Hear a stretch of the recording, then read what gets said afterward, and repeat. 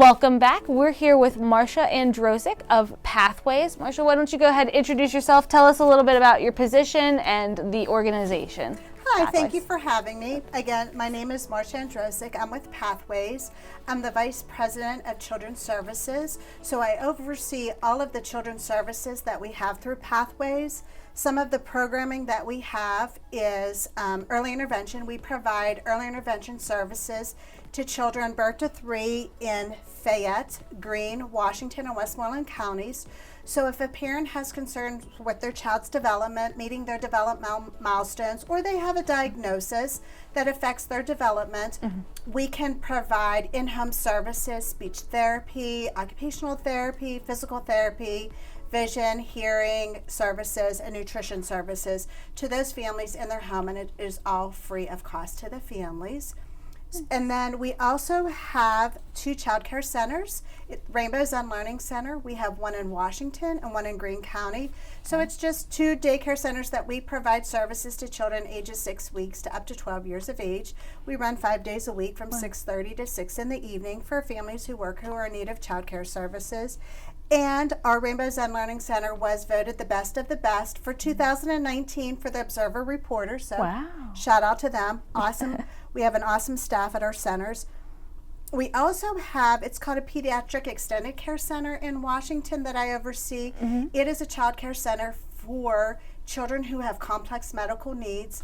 And the center is run by all registered nurses. So the child would have to qualify for the services through their health insurance. So if a child has medical concerns and the family wants to go back to work, instead of having a nurse come into the home, they can come to our center and still have nursing care, but have the opportunity to be with other children, integrate with other children, and work on their development as well.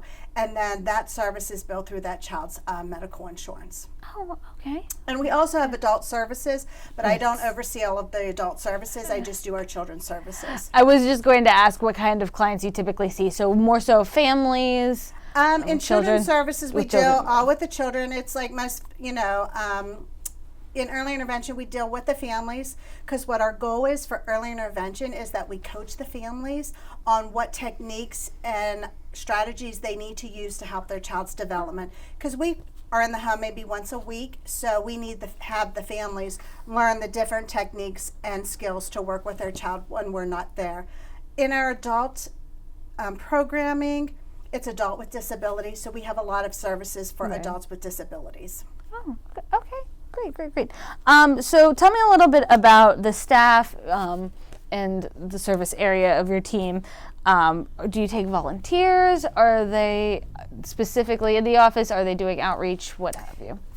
I'll just start with the early intervention. So we have a combination of staff and contracted therapists who go into the home. So they're out in the community. With COVID right now, we're doing a combination of going into the home, or we're doing a lot of our sessions via virtual. So we're using the internet, Zoom, whatever platform the parents have.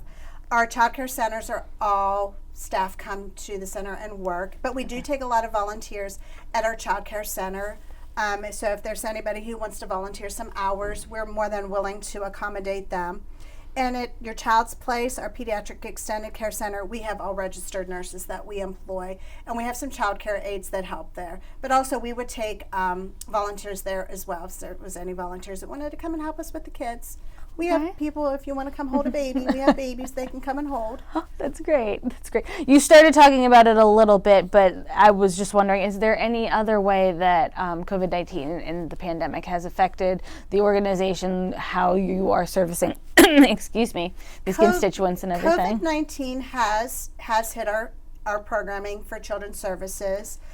For early intervention, like I said, we do go into the family's home and provide that services. So we have been doing some virtual. We're gradually right now going back into the family's home, but there's always the threat. We don't want to pass the coronavirus onto any families or have our staff have it. So we have a detailed plan of wearing masks, washing hands.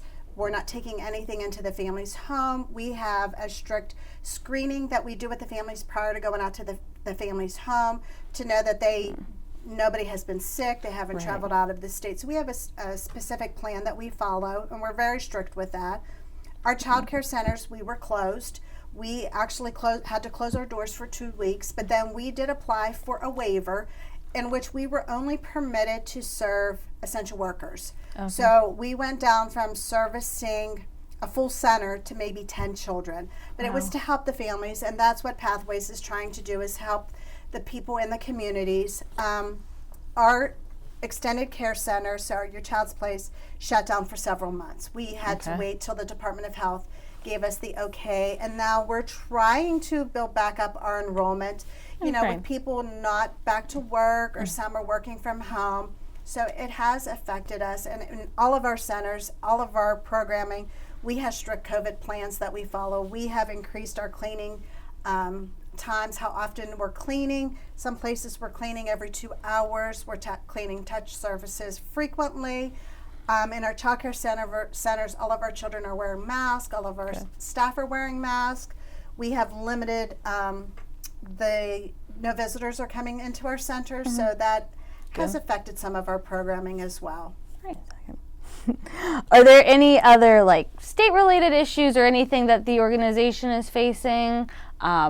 Anything day to day, maybe aside from COVID, or if you want to continue going on about COVID? No, I don't think so. I feel like with our programming, we do receive updates from a lot of the state organizations that we belong to. We receive notifications from OCDEL and from ODP. So we're trying to stay on top of that. And it's nice that we do have our local representatives, that if we have questions or concerns, that we're able to reach out to them as well. Great. Well, is there anything else you want to tell us about Pathways? Anything you wanted to add? We're always looking for employees. So if there's anybody that wants to work with children or work with adults with disabilities, go on our website, yourpathways.org, because we're always looking for people that want to work in the field. Great. That was going to be my last question, was how would people contact you if they're interested in your services, obviously in employment or anything like that? On our main webpage, yourpathways.org, at the bottom of our webpage, there's a link to all of our programs. So at that, you can go to all of our different programmings and see all of their websites. Great. Awesome. Well, thank you so much, Marcia. Well, I appreciate thank you you. having I us today. appreciate it. Great.